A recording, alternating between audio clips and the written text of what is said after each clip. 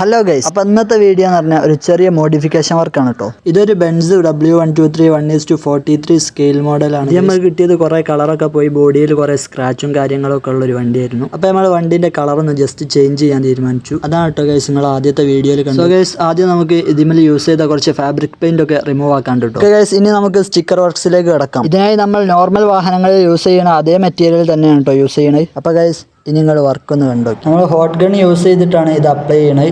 അങ്ങനെ നമ്മൾ പണി തുടങ്ങിയപ്പോഴാണ് ഗൈസ് നമുക്ക് മനസ്സിലായത് ഇത് കുറച്ച് റിസ്ക് ഉള്ള പണിയാണ്. കാരണം അത്രയൊന്നും പ്രതീക്ഷിച്ചില്ല കേട്ടോ.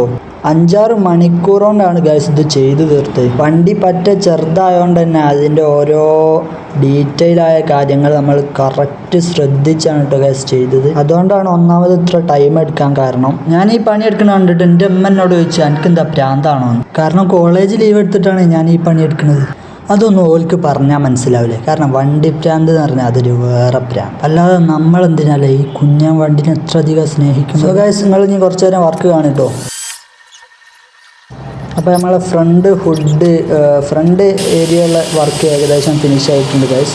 സോ നമുക്ക് അടുത്ത സെക്ഷനിലേക്ക് കിടക്കാം.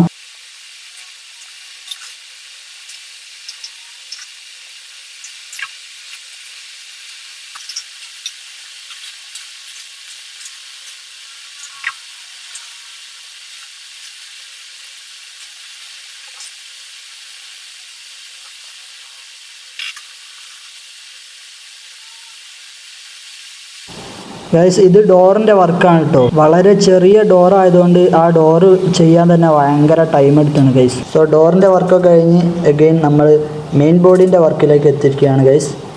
ഇതിന് ഏറ്റവും വലിയ ചലഞ്ച് എന്ന് പറഞ്ഞാൽ ഇത് ഒരൊറ്റ ഷീറ്റാണ് കേട്ടോ.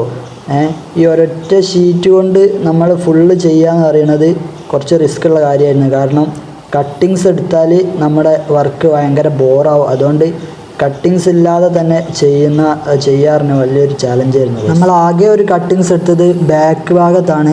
അതാണെങ്കിൽ കുറച്ച് എടുത്ത് കാണിക്കുന്നുണ്ട്. അതൊരു ചെറിയ ബോറായിട്ട് ഫീൽ ചെയ്യാൻ. പക്ഷെ നമുക്കവിടെ കട്ടിങ്സ് എടുക്കാനല്ലാതെ വേറെ മാർഗ്ഗമില്ലായിരുന്നു ഗൈസ്. അപ്പോൾ ഗൈസ്, നമ്മളെ ഫോണിന് സ്റ്റോറേജ് ഇഷ്യൂ ഉള്ളതുകൊണ്ട് നമ്മൾ വീഡിയോ ഇവിടെ വെച്ച് വൈൻഡപ്പ് ചെയ്യാണ്. അപ്പോൾ ഫൈനൽ ലുക്ക് ഞാൻ കാണിച്ചു തരാം.